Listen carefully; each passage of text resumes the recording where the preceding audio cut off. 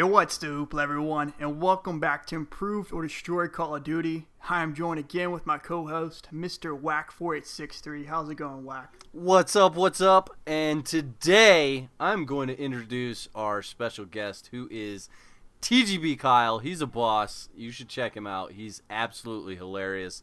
And we've got a list of stuff to get into, don't we, Hoopla?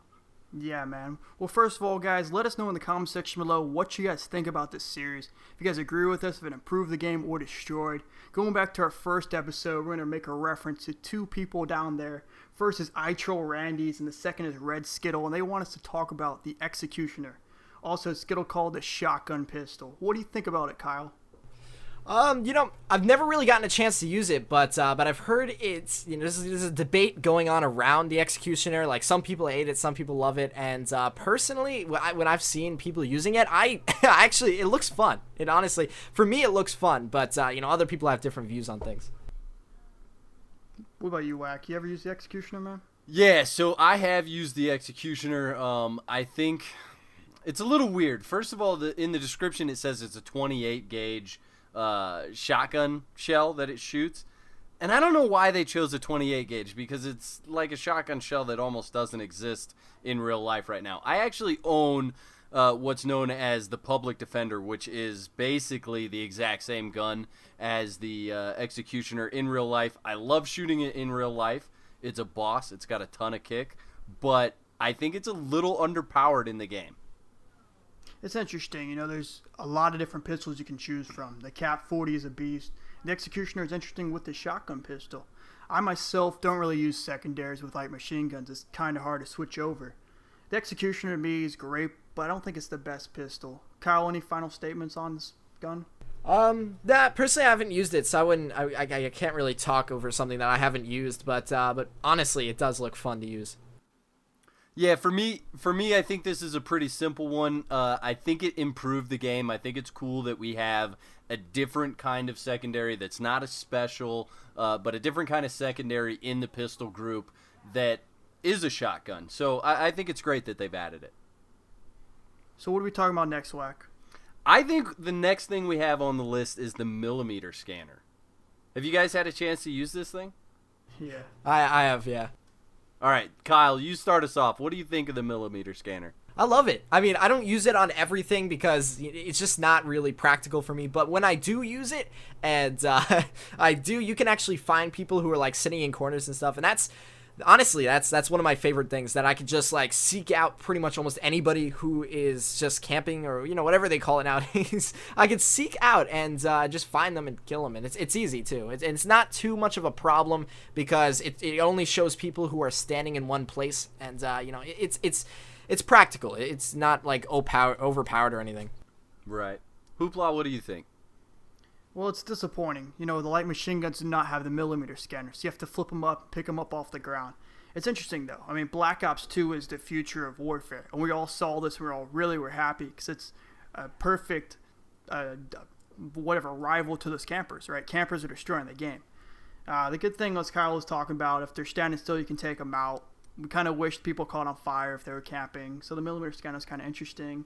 Whack, I know you use this a lot, man. What do you think about it? Yeah, so I just fell in love with this recently, and I think the technology behind it is interesting. It almost sends out like a sonar beacon that then refers to the visual on the actual optical sight, which I think is really cool. I like the fact that it's really open, that there isn't a whole lot of bulk in your way, so you can kind of see with your peripheral vision what's going on around you. And I think the fact that it shows up, show enemy through a wall that's sitting there or standing there, but if they're moving around, it's not going to show that person. So absolutely, I think my bad. It doesn't block the peripheral vision like the target finder, right? And that's what we right. compare it to. And for that, I think the millimeter scanner is a good addition to the game. Yeah, I would have to agree with you. I think it's a good addition to the game, and I really enjoy using it. Recently, I really have enjoyed using it. Kyle, what do you think? Final thoughts on it? Improved or destroyed? I must say that it is definitely like improved, and I don't know, I love it. I love it. And I don't remember, I put it on a automatic FAL, which a lot of people, there's a lot of stuff going around the automatic FAL. I don't want to really go into that, but I put it on that, and I could find people sitting in corners or just standing still waiting for me around the corner, and that's really my best use for it. That's awesome. Fantastic. So definitely an improvement on the game. I think the next thing that we have up on the list is the Swarm. And Ihoopla, why don't you start off with this one? Well, in other words, this is a million paper airplanes coming down all at once. That's all I'm going to say about it. Kyle, you tick it off, man. What do you think about the Swarm? The Swarm. I've gotten it twice, I think. Twice, 3 times. And it's fun when you have it, but when you don't have it, it is the most irritating thing I've ever had to deal with. But personally, I feel like it's okay to be there, but it is definitely annoying when you're on the other side of it. When you are the one that has it, it's fun. But that's about it.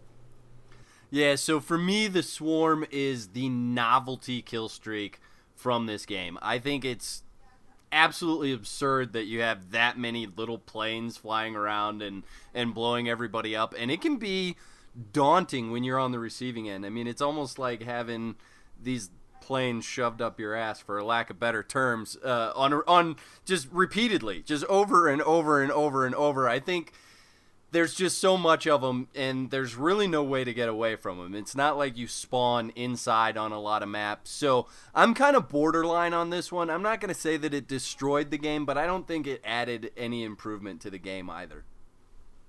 You know, we were talking about this with the series. Going to throw little gimmicks out there, and it's like a million paper cuts coming down all at once. Usually, if a Swarm goes up, everyone on the other team backs out as quick as possible. It really does. Yeah, it definitely is a game killer. I mean, you're going to end up with a whole new team, and when people come in, they see the Swarm on, and they're dashboarding right away as well. So a little bit tough to, like everybody said, it's tough to be on the receiving end. It's fun to get it, but plan on having people back out. All right, guys. Well, thank you for watching another episode of Improved or Destroyed Call of Duty. Let us know what you think about the series in the comment section below. Guys, we do respond to every single comment. Thanks again for watching. He's Kyle, he's Whack, and I'm Aaron. Thanks for checking us out. Have a great day. Peace. Peace.